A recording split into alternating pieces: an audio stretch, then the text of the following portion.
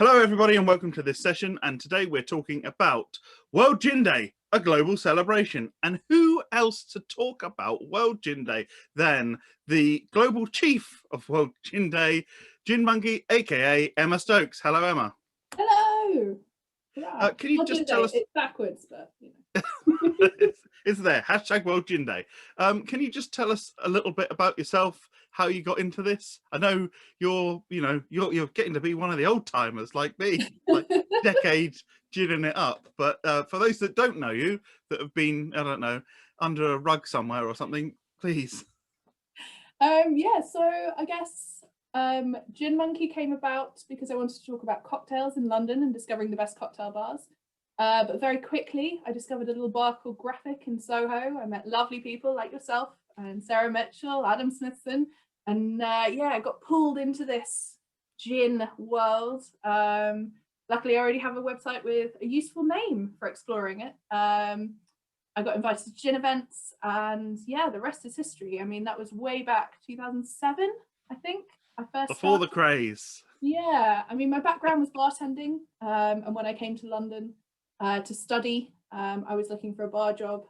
Ended up just working at the local pub, but I wanted to find good cocktails, and I quite struggled. So yeah, started out on my adventures, which was great fun. But ultimately, all roads led to gin, and that was that. It's interesting, like, because things have changed quite a lot, and obviously the last year aside, but like, how do you think like the bar scene has changed in London as someone that's really been focused and looked at it for all that period of time? How have things changed, do you think? I think for me, it's been really fun because, as you say, we are old timers. So, you know, back in 2007, we were visiting bars and meeting the bartenders. And what's been amazing is those bartenders are now bar owners. And Yeah. you can see that across London. And it's really great to see so many independent bars run by really passionate people. Fingers crossed it can all continue after, you know, COVID has settled down. Everything seems okay at the moment. There haven't been too many casualties within there. But yeah, it's been brilliant to watch kind of bartenders take their own path, set up their own bars, hire brilliant people, train them up the way that they want to, you know, be trained, support them, because that's where they all started. I think that's been the most exciting thing for me. I think it almost feels, certainly I feel like you feel almost like part of a big extended family to some extent. And when you do, and you think, and you might not see someone for like 3 years or something, you're like, oh yeah, I've seen it, and then you'll remember them. And I mean, if it's me, I probably won't remember your name, but I'll probably remember the conversation that we had. Oh yeah, we were talking about this like very particular thing or something like that, and then I'll have to sort of say, oh Sarah, let me introduce yourself to this person so I can find out what their name is. But yeah, no, it is great, and it is nice to see not just like people moving forward, but also helping other people come along with them as well. So back around that kind of time, there was a point to this segue. This thing called World Gin Day appeared. Yes. But what is it, and what is its purpose? So I guess it's evolved a bit over the years. So I didn't actually start World Gin Day. It was my lovely friend Neil Houston. So he used to write about gin. He was also very tech savvy. So he actually built the UK's biggest crowd surfing forum. Kite surfing, that's it, kite surfing. So he had this kind of background in building websites, doing cool things, building communities. He drank gin with us a lot. And in 2009, he decided, hang on a minute, let's have a day for gin, and I'll build a community around that. So he set up the website, started talking about it. I think the first year it was mostly him and his mates in his garden. Like, cheers, happy World Gin Day. Oh, is it? Cheers, happy World Gin Day. And then, yeah, he got all of us involved. We all met at the eponymous Graphic, where everything just seems to have started. Still, so many people that I met there back in the day at Juniper Society. And yeah, I think we did the second World Gin Day there. I think we might have even got a distiller involved. I think at some point, at least, and I'll find the picture, so I'll put it up in the video. We had the bizarrely named American Gin Summit, if you recall, one year, which was in London, which was just a tasting of lots of different American gins. But I know we certainly had. I know Ian Hart was there for that. I think what we were trying to do, if I recall, and it was a small group, it was about 20 of us, wasn't it? Was try and see if like there was any like thread of style that ran through American gins. And this was a time when like there was probably about 12 gins you could get in the UK that were from the US. Yeah, it was on. I remember like really having to sort of scratch around to try and find these different gins. I think Maverick Drinks had just started just about then, so we had a couple from there, I think. I don't think it was called Maverick Drinks. It was still Genuine Spirits. Genuine Spirits. Oh, what a trip down memory lane. Well, hello to MV Mike Vachon. Genuine Spirits. I remember. Yeah. Yeah. So I think that because he was bringing over a couple of really, really good gins. But I think that's kind of where we started to think about what we were going to call all these other gins that weren't London gins. It's almost become the contemporary gin category, right? That really was the purpose of having that discussion, was like, is there something in this kind of contemporary gin thing? It does make you think, like, if there wasn't the Juniper Society, because it's not just graphic, was it? If it was the Juniper Society that Adam and Sarah set up, if you hadn't had that, how different would gin look now? Because it really was that kind of crucible of all these, you know, it was you and me and Olivia from Gin Foundry, now Spirits Kiosk, Gin Palooza, and like so many other people. It was quite incredible, really. So so that was the start of it, and I guess that was very, very small those first couple of years. But then how's it kind of changed since then? Yeah, so I just I started talking to Neil about it, and I was like, would you be happy if I kind of helped out here and there, tried to, you know, spread the word? Let's maybe think about what we do with the website. So we started encouraging people to put on events. And then it started to grow quite rapidly, and people were asking, oh, what can I do? And do you have a logo? And do you have this? And do you have that? And Neil was stepping back a bit from the gin world. He has a very important, very cool job. He met a lovely man, very much fell in love. What kind of, you know, life. And rather than, you know, me trying to get hold of him on the phone going, what do you reckon if I do this to the website? What do you reckon if we do that? Got another idea, Neil. And he's like, all right, go on then, what is it this time? I just said, you know, I'd be really happy to kind of take this on in the spirit that you've kind of created it, and try and build it into something, but you know, having to pass everything by you and stuff, which of course I did, it was his day, is quite difficult for both of us. So how about I kind of take it on? And he was more than happy for that to happen. So yeah, that was 2013, so a good few years ago now. And then I guess my priority since then has just been kind of to create a platform for everybody to be able to celebrate gin, to unite around gin.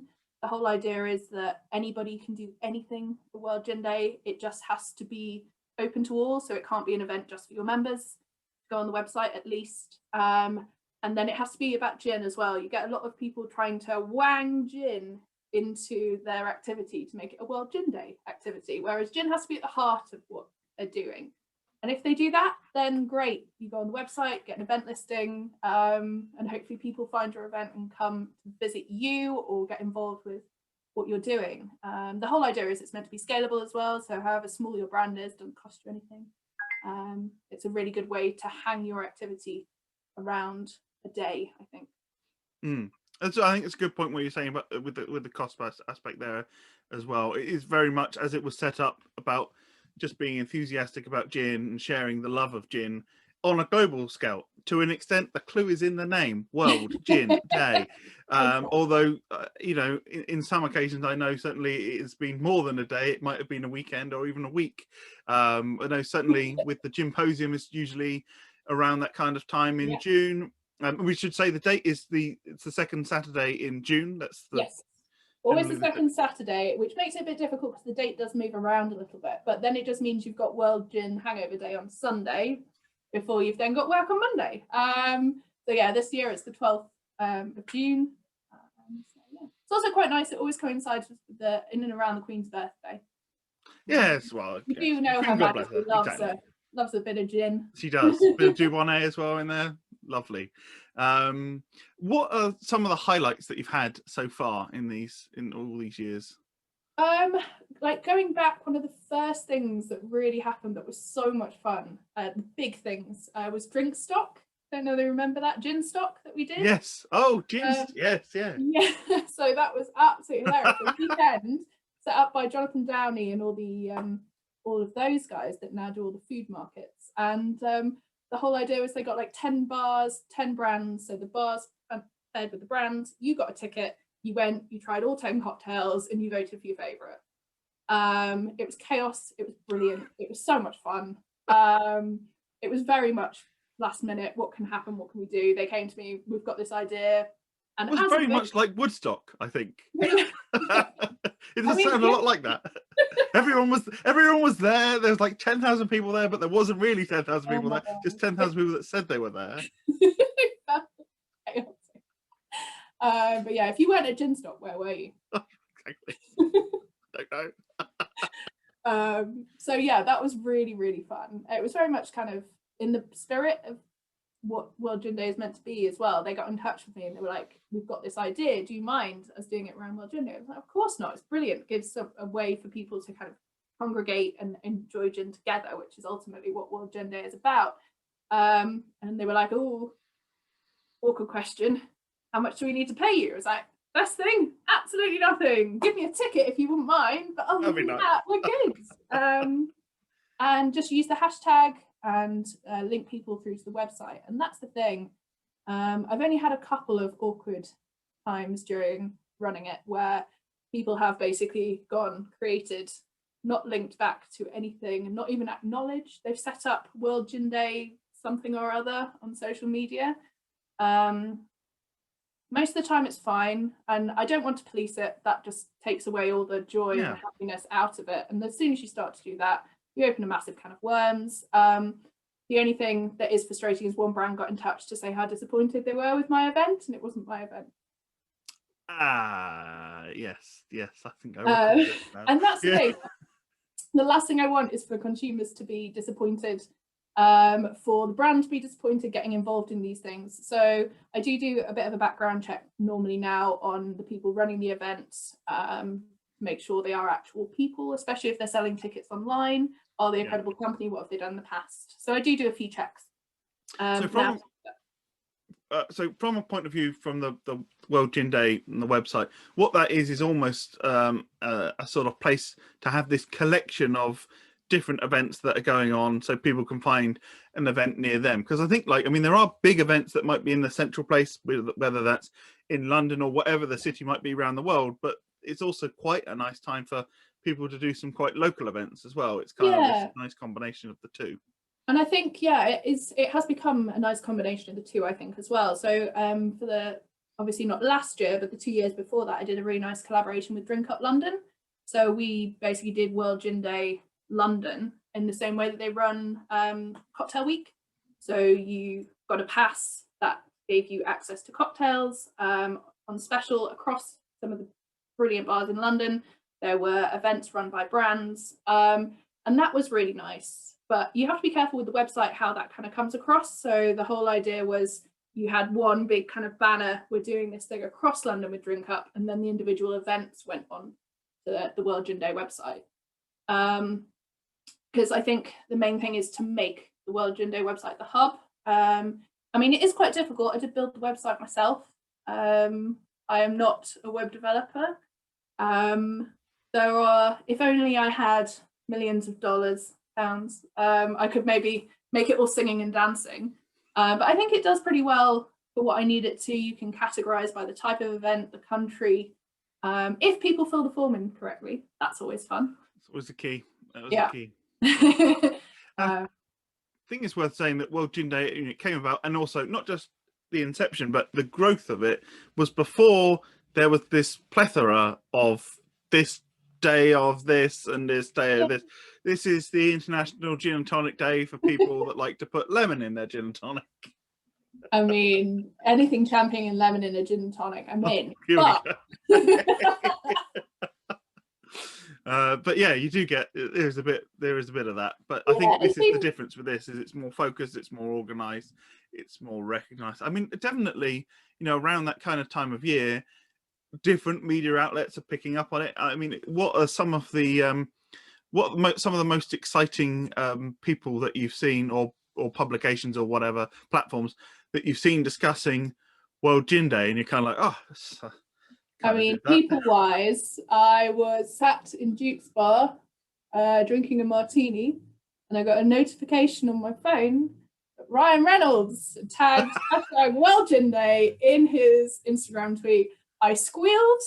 Alessandro looked over at me going, oh, what? I then was very, very, very, very excitable. He came over and was like, Emma, I can see that you're excited, but we do have other guests. I'm sorry. But I'm going to need another martini because at the moment Ryan Reynolds just tweeted. It's very exciting. Snoop Dogg tweeted about it. That was pretty cool. But yeah, it's the way that it's grown has been really nice. It's been quite organic. I have a full-time day job, so can't commit as much time as maybe I'd like to World Gin Day and to GinMonkey as well. So the fact that people have kind of embraced it and taken it on themselves and found it to be useful as a platform, I think is the thing I'm most proud of. The fact that brands do find that it is useful and that it does provide value for them, I think is great. I mean, the video that we did last year is one of my absolute favorite things. Obviously, shout out to my partner Stu, who stitched it all together and made it look amazing. Ain't no technical, wizard here.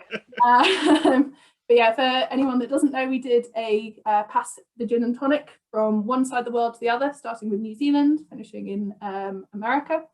And we got a load of brands to basically take a gin and tonic, pass it across the screen, up the screen, down the screen.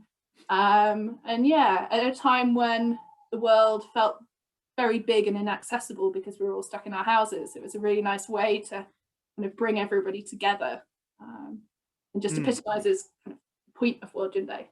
Yeah, and I was going to ask you about the changes that had came in because of last year when all the bars and that were closed. But you make a good point, and it was something I was thinking about recently, which was in some ways like the fact that everyone was jetting all around the world was one of the negative things about the coronavirus spreading. Yeah. And that's part of like being almost living in a slightly smaller world. But I kind of feel bizarrely now we even live in an even slightly smaller world. Yeah. Because even like you and I can do this conversation, I'm down on the south coast, you're up in London. Okay, we're 200 miles or something away from each other. But even this is closer. But you could easily be in Australia if we got the timing right, or in the US or something like that. And we're speaking to people and having these sorts of talks or just social things with people all around the world where we might only see them once or twice a year. But actually now we are talking more, we're collaborating more on different ideas. Some of them are crackpot and usually fueled by a martini or a gin and tonic or something like that. But some of them are quite good. If you could remember them, write them down. But beyond that, I mean, the changes for 2020 for World for Gin Day. Obviously, you had the video, but other than that, what sort of things were going on? It was just more about trying to get people to embrace online and Zoom or whatever platform that you use in these kind of virtual events. I guess it's kind of, I see it as good and bad in kind of the same way. So it was a struggle because it was still quite new. People weren't used to it. They didn't know what to do.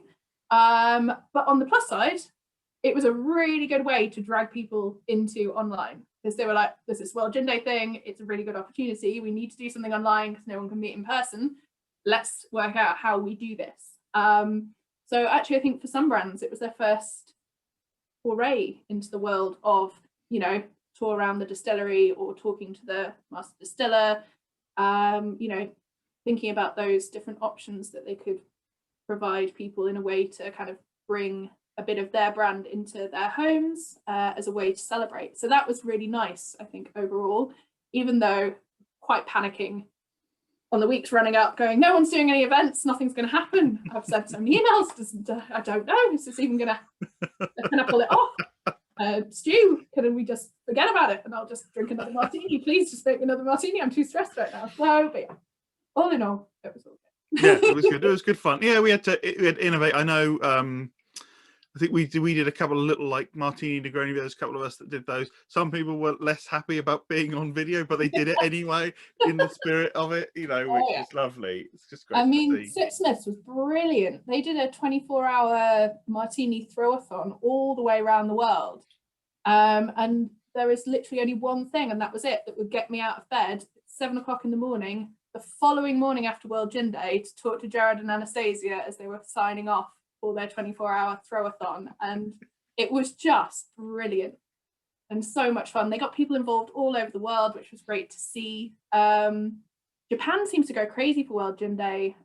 Soren, Hero, he said, "Oh, can you come on our live stream?" And I came on, and they were just so excited, and I wasn't quite prepared. It's Emma! I was like, "Oh." And then all of a sudden, all of them are holding the World Gin Day gin bottles behind me. I think they have pretty much all of the remaining boutique stock of the World Gin Day gin. They've shipped it all over to Japan. I'm like, you guys are crazy. I love you. So yeah, that was brilliant. Oh, that is tickled me. What are the plans for 2021? I guess we're in a hybrid, maybe. Well, fingers crossed we'll be in a hybrid. I mean, we're talking about beginning of June, so some opening up hopefully will in the UK and other places as well.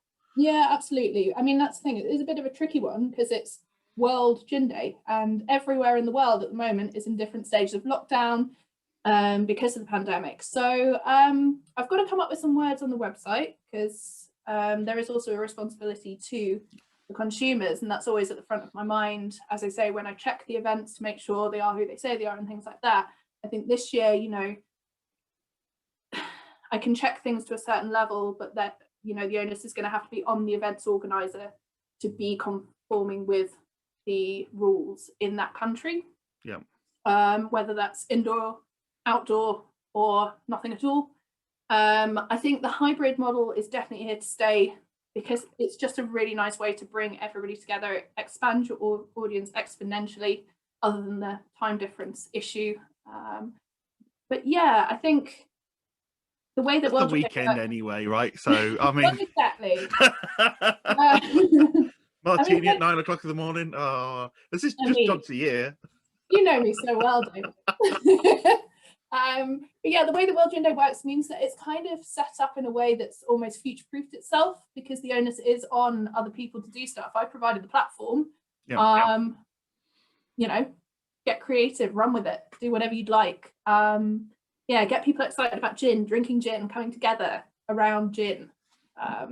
So yeah, the only thing I just need to make sure is how the event listing is going to work on the website, which means I'm going to have to familiarize myself with how the website works again. It doesn't really change from year to year. It is all focused around the one day. And as I say, I don't do websites for a living. So every year I go, how did I do this again? What does that do? I can emphasize. I guess I would say, as long as the weather's nice, gin is best enjoyed outside. So that's a plus side. Absolutely. Well, that was why, you know, Neil chose June to begin with. Perfect, hopefully garden party weather. Although I must apologise profusely always to Caroline in Australia because it is the middle of Australian winter when probably, I mean, it's still blooming warm over there. Yeah, comparatively, yeah. I didn't make her life much easier. You know, she came on board helping me to spread the word across Australia. And she was like, you do realise I'm trying to flog, you know, gin and tonics in the middle of June. Drink martinis, it'll be fine. If in doubt. Gin and ginger ale, that's warmer. Yeah, exactly. Perfect. So were there any other examples of stuff from over the years, or I guess particularly from last year, but any time, like events where you've gone, wow, this person, like, they totally got it. That's just great. Maybe just to give people some ideas of what previously worked well for that they can think of for 2021. Yeah, so York Gin did some brilliant ones in and around World Gin Day, but they were starting to kind of look at how they would do an online event before. So it was really interactive. They did things like quizzes. It was always really fun, kind of online. And last year was completely online.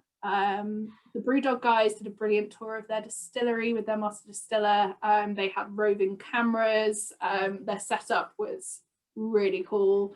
So at one point you were going around through the distillery, and then we're back in the tasting room with some gin to taste.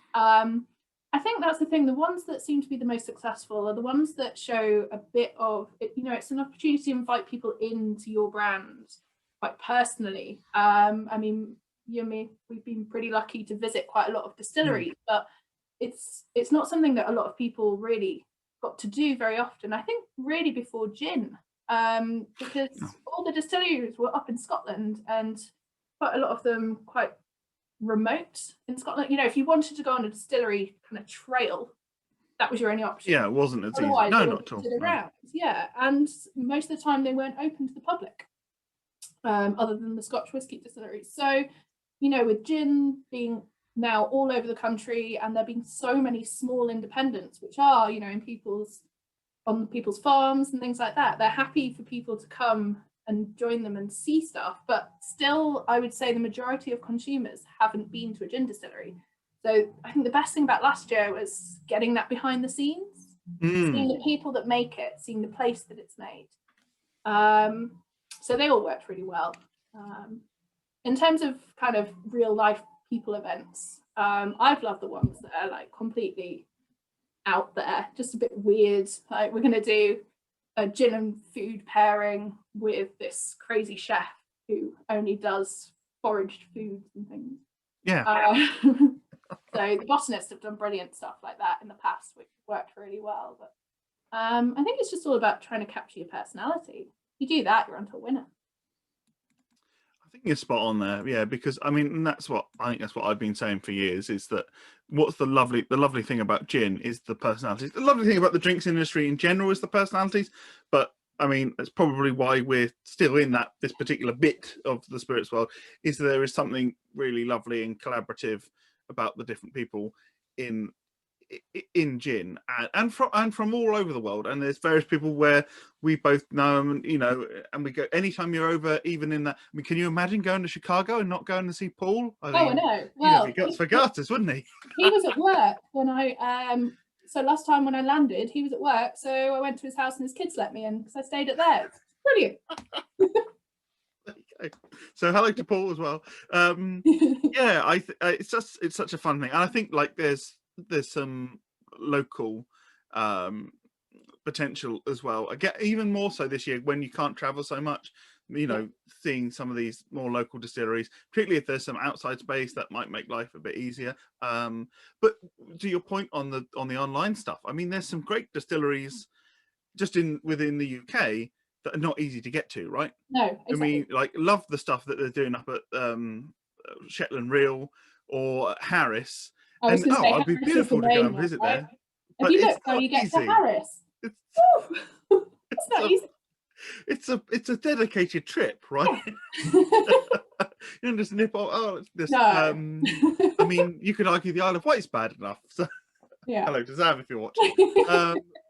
So it's quite nice to be able to do that with, you know, even when you're in the same country. It's not always easy, and you can get a little look around, and maybe that's an impetus for you to go, oh well, it looked really good looking it around virtually. I definitely want to go and visit there. I mean, that's the thing that these virtual tours have done for me, is I thought, well, the virtual tour was really good, but when I got an opportunity to see it in person, I'm very keen. I want to be like looking around the botanical gardens and foraging around and stuff like that. So, well, I think the thing is as well, you know, we are going to hopefully be able to travel soon, and what better type of travel than gin travel? Oh, gin travel. Yeah. There we go. How executive. Yeah. Get that trademark. Well, thank you so much for joining me, Emma. It's always a pleasure. Can you just tell people, if they want to learn more, whether they are producers or whether they are consumers of gin, or both? Probably most producers are consumers as well. What's the best place for them to go and find out more? So the World Gin Day website will become the hub for everything World Gin Day this year. I've left it with some of the events from last year, just so people can, at the moment, get a flavour of what happened, get some ideas and a bit of inspiration.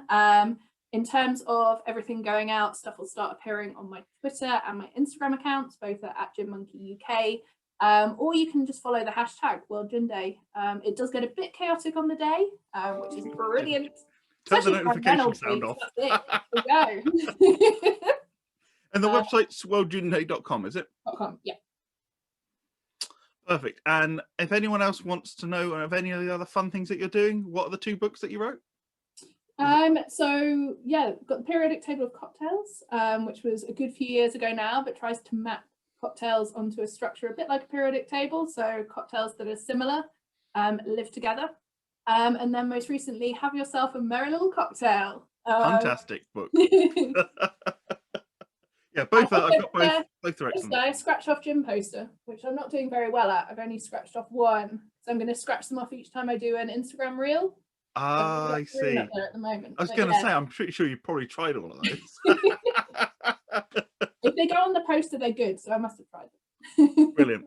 Thank you so much, Emma. Thank you everyone for watching, and we'll see you soon. And happy World Gin Day, everyone. Bye.